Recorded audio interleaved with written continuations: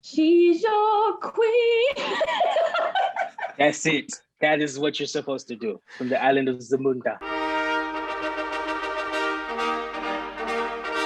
Hello, everybody. Welcome back to another episode of Getting Real. And we're a couple days late, but we finally watched Coming to America, which is also the sequel name of Coming to America. And it brings back all of the people. It's got Eddie Murphy, Arsenio Hall, Jermaine Fowler, Leslie Jones, Kiki Lane, Tracy Morgan. We can go on. There's just everybody's in it. We got Hannah, we got Cam, we got Michaela, and we're all going to talk about it. I was the only one alive when the first one came out. Eddie Murphy, he's Prince Akeem, becomes the king. He's got a long lost son that he didn't know about from Leslie Jones. Basically, the son is trying to prove that he's worthy of the crown. And there's a whole thing about the daughters. They're upset that the son exists now. It's a lot of things.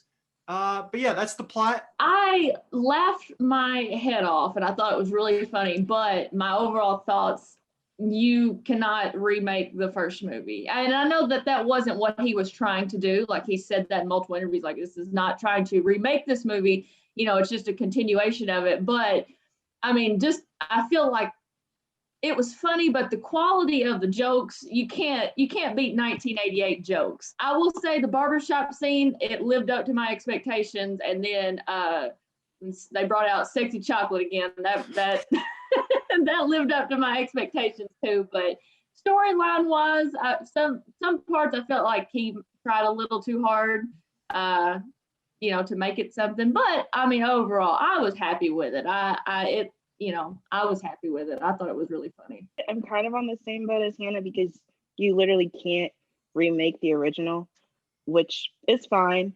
But I don't know. I just feel like I did laugh a lot. Like, of course, they have a bunch of comedic characters. Of course, I'm going to laugh, of course, with the different scenes. But some of it, I feel like it was kind of forced. Like they were trying to bring back the nostalgia of the first one into this one. And I'm like, you can't really do that. Like they tried. Some parts were like, yes. And other parts I was like, we didn't really need that. I was a big fan of the movie, guys. Let's stop all the hate, guys. It was basically a remake. It was the same story Eddie went through in the first one. It's just his son, and you threw in the daughter. Of course, she was angry because her whole life she's been trained. Oh, I'm going to be the queen. But I really appreciate all the cameos in the movie. Morgan Freeman in Vogue, Gladys Knight. That was really warmed my soul. I'm a huge Gladys Knight fan. Incorporating Leslie Jones and Tracy Morgan in all this was great. Calling back to the first movie, that night at the club where they went through all the women.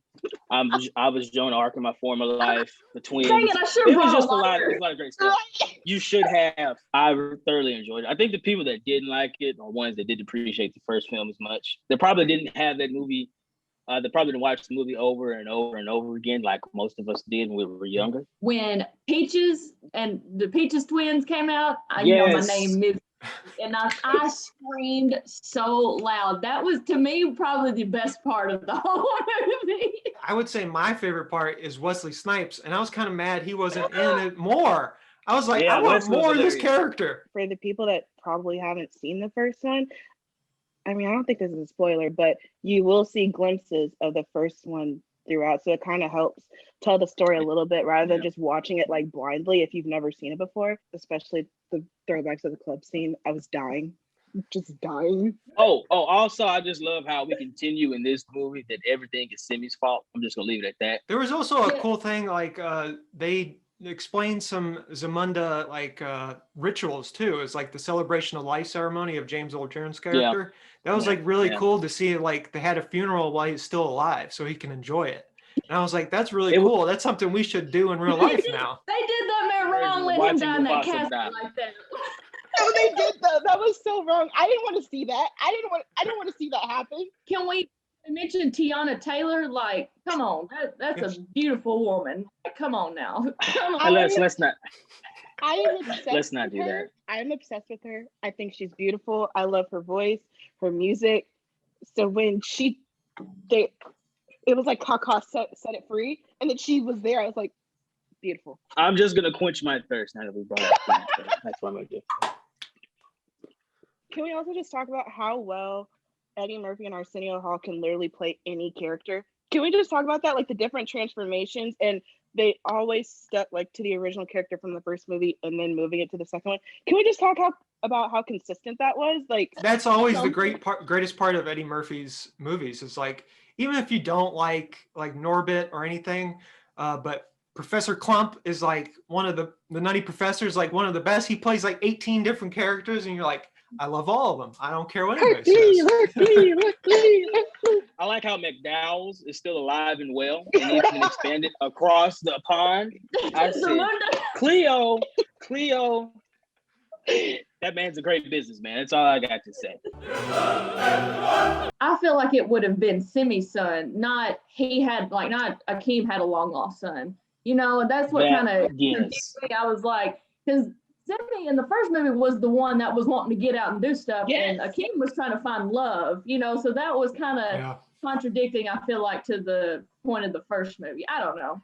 Simi was for the streets. It should have been his child. I actually thought that's where that was going, and he was just laying it on Eddie. You know what I'm saying? They were just going to create it. Hey, we're going to force it. Hey, this is his son instead. But yeah, especially the way they did it there, I was like, oh, that makes a little sense. And the way Eddie described the story, talking about the animal coming at him, that was hilarious because he was capping on Leslie at the same time. I was just like, this is terrible, but I love it. You know, we're in different times now. You know, back in the 80s, you could get away with a lot of things. You know, that was back when Eddie was top of the world comedy, and he could get away with a lot of things. Now, I felt like some of the jokes pushed it a little bit too much. Not trying to be sensitive or anything, but there's no cancel culture or anything here. Not canceling Eddie Murphy, legend. But I felt like some of the jokes were a little but overall, though, I still enjoyed the movie. How many McFlurbies out of 10 would you give this movie? First of all, the McFlurby, I wouldn't buy it, first of all. I don't want everything at the bottom. I would like it like with McDonald's at the top, the way I can mix it and, you know, force it down, you know, like I want to. So if we're doing it in terms of that, big goose egg. But in the spirit of what we're doing, I would give it a 7. I would give it a 7. I agree with Cam. I give about a 7. Like I loved it on the, you know, laughter aspect, because I did laugh. Like I'm not gonna lie about that. And all of the cameos and, you know, the part of the nostalgia part of it. But, you know, like I said, the storyline could have been a little bit better. But yeah, I give it a 7. I give it a 6.5, 7 too. Love this nostalgia. It was great. But there were just certain parts I felt like needed a little bit more writing or some clarity, especially for people who didn't watch the first version, even though they should. But and there some parts were just a little bit confusing. But I laughed. It was great, and I'll just give it a 7. Just a solid 7. Yeah, I would give it a 6 out of 10. It was good, but it's not going to ever live up to the original, and so it's hard to replicate that. And I would say in terms of like these sequels that come out 30 years later or however many years later, it's definitely the best one. Because if you think about like Dumb and Dumber 2 and a few other ones that came out, Zoolander 2, those ones are terrible. Yeah. But this one at least wasn't terrible. So 6 out of 10, I think, is a good rating for it. Sam Jackson should have been in this movie. Somehow, some way, Sam should have been in this movie. True. There should have been, you know, his iconic work should have been said somewhere in this movie. He should have probably popped up in Eddie's head when he found out, oh, I have a son. Yes. You know, that should have been a thing. Yes. That should have been a thing. You just let Sam walk in and cuss. That's what you're supposed to do. Un esercito di prodi